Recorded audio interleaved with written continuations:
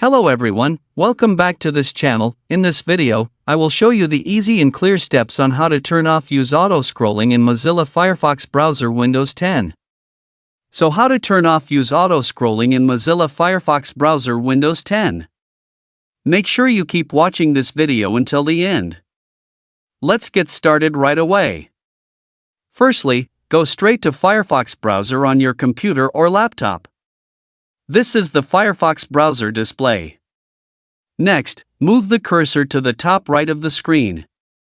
There are lots of menu options here. Next, tap the three-line icon here. And a scrolling menu will appear like this. And tap the Settings menu here. Now here you are in the Settings menu. Enter the General menu. Now here you are in the General menu. Scroll down to find the Browser menu. Now next. Tap Use Auto Scrolling. This feature is used to disable auto scrolling in Mozilla Firefox on Windows 10 so that the page does not scroll automatically when using the middle mouse. So that's it, the tutorial on how to turn off Use Auto Scrolling in Mozilla Firefox browser Windows 10. Thank you for watching. I hope this video is useful. See you in the next video.